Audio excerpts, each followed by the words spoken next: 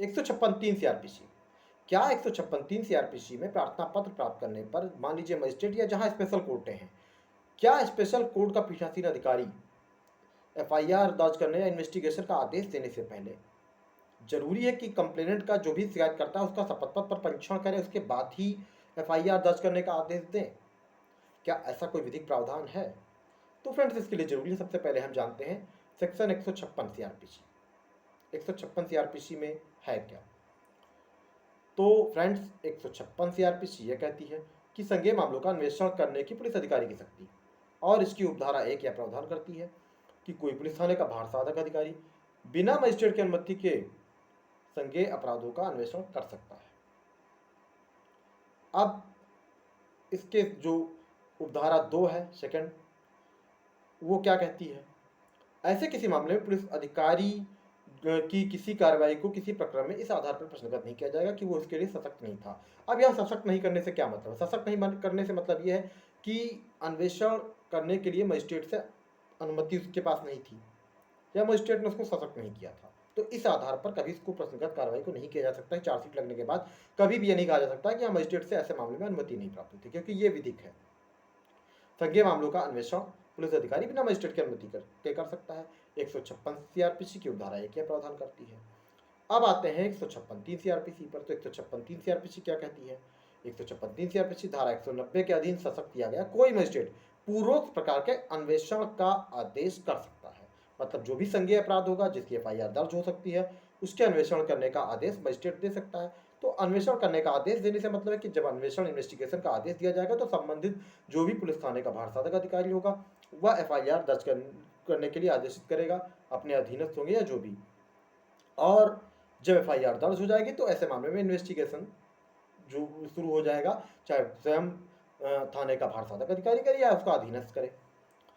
इसमें कहीं भी ये नहीं कहा गया है कि किसी कंप्लेंट का परीक्षण किया जाए या शपथ पत्र पर किसी कंप्लेंट का परीक्षण हो, क्योंकि जो एफआईआर दर्ज होती है, चाहे आप 154 सीआरपीसी के अंतर्गत दर्ज कराएं चाहे 156(3) सीआरपीसी के अंतर्गत, मजिस्ट्रेट इन्वेस्टिगेशन का आदेश देता है। इसमें कहीं भी ये नहीं है कि शपथ पत्र पर परीक्षण या शपथ पत्र ऐसा लेकर ही पुलिस थाने का भार साधक अधिकारी 154 सीआरपीसी के अंतर्गत एफआईआर दर्ज करने का आदेश करेगा या मजिस्ट्रेट ऐसा करेगा।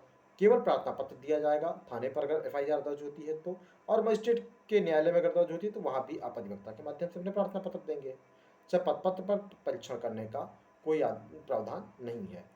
200 सीआरपीसी के अंतर्गत जो कंप्लेनेंट या उसके साक्ष्यों का परीक्षण का प्रावधान है वह केवल कंप्लेनेंट के मामले में है। 190 सीआरपीसी के अंतर्गत जो मामले परिवाद के रूप में दर्ज होंगे उनमें ही धारा 200 के अंतर्गत जो भी कंप्लेनेंट होंगे उनका परीक्षण किया जाएगा। अब ये एक मैटर है कि ये मामला आया कहाँ से।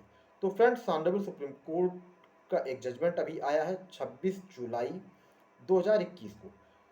Justice DY Chandrachud, justice MR Shah की पीठ के समक्ष एक मामला आया, और मामला ये था, मैं आपको संक्षेप में बताता हूँ कि अंधेरी की एक कोर्ट ने एक प्रार्थना पत्र पर सुनवाई करते हुए कुछ आरोपी थे जिन्होंने एक कंपनी में घोटाला किया था। तो जो कंपनी का टॉप मैनेजमेंट था उसने 156(3) सीआरपीसी के अंतर्गत मेट्रोपॉलिटन मजिस्ट्रेट की कोर्ट में प्रार्थना पत्र दिया, और उस प्रार्थना पत्र को जांच करने के बाद मजिस्ट्रेट ने जो भी संबंधित थाना था उस थाने के भार साधक अधिकारी को इन्वेस्टिगेशन करने के लिए आदेश पारित किया। उस आदेश के अनुपालन में पुलिस थाने के भार साधक अधिकारी ने एफआईआर दर्ज करके इन्वेस्टिगेशन स्टार्ट किया। तो जो भी एक्यूज थे, जिसमें 4 एक्यूज थे जिन्होंने घोटाला किया हुआ था, कुछ पैसों की हेराफेरी की थी और फोर्स डॉक्यूमेंट के सहारे, तो जो एक्यूज थे इसमें से एक्यूज नंबर 1 जो कि एक जनरल मैनेजर थे, उन्होंने बॉम्बे हाई कोर्ट में एक 438 सीआरपीसी में एक बेल फाइल की, और वो 438 सीआरपीसी में एंटीसिपेटरी बेल फाइल की। एंटीसिपेटरी बेल फाइल करने के बाद न्यायालय ने उसको राहत देते हुए जो भी एक्यूज था ये आदेश पारित किया कि जो एफआईआर दर्ज करने का आदेश था वह इस आधार पर अनुचित है कि कहीं ना कहीं जो कंप्लेंट था उसका शपथ पत्र पर परीक्षण नहीं किया गया। इस जजमेंट के अगेंस्ट जो कंपनी थी सुप्रीम भिवंडी वाड़ा मैनर इंफ्रास्ट्रक्चर प्राइवेट लिमिटेड, ये सुप्रीम कोर्ट चली आई, और सुप्रीम कोर्ट में क्रिमिनल अपील नंबर 890/2021 में ऑनरेबल जस्टिस चंद्रचूड़ और जस्टिस एम आर शाह की पीठ ने मामले को सुनते हुए ये डिसाइड किया कि 156(3) CRPC के अंतर्गत शिकायतकर्ता का या कंप्लेनेंट का शपथ पत्र पर परीक्षण किए जाने का कोई प्रावधान नहीं है, जो कि आपको मैंने पहले भी बताया।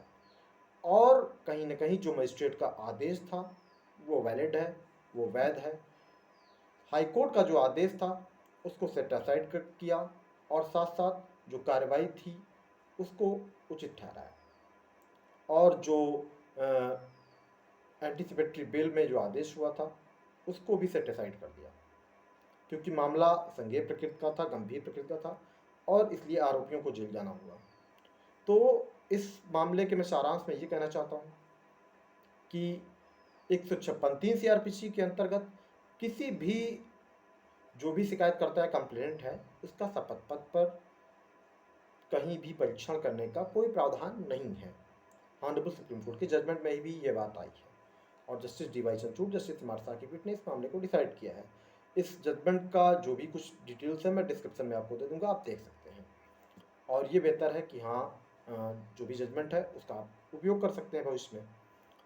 फ्रेंड्स, ये ध्यान रखिए कि किसी भी वैसे भी जनरल जो प्रोविजंस है CRPC में कि 190 CRPC के अंतर्गत अगर कोई मामला कंप्लेंट के रूप में पंजीकृत किया जाता है तो ही 200 CRPC के अंतर्गत जो भी कंप्लेनेंट है और उसके जो भी साक्षी हैं उनका ही परीक्षण शपथ पत्र पर संबंधित मजिस्ट्रेट या जो भी स्पेशल कोर्ट है वो करेंगी।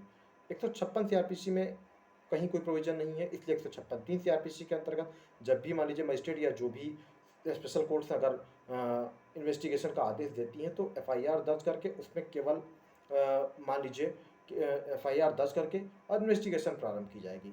उसमें कहीं भी कोई प्रोविजन नहीं कि कंप्लेंट का शपथ पत्र पर परीक्षण किया जाए।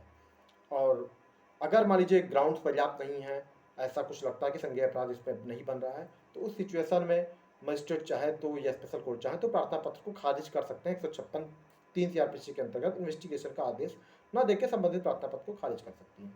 तो फ्रेंड्स, ये थोड़ा सा मतलब एक ऐसा जजमेंट था जो मैंने समझा कि आपके लिए लाभदायक होगा, इसलिए मैंने आपको ये जजमेंट थोड़ा सा शॉर्ट में ही, समरी में ही समझा दिया। अब अगर आपको वीडियो पसंद आए तो वीडियो को लाइक करें, चैनल को सब्सक्राइब करें ताकि आगे भी आपको ऐसे जेन्युइन कंटेंट देखने को मिलते रहे। Thank you.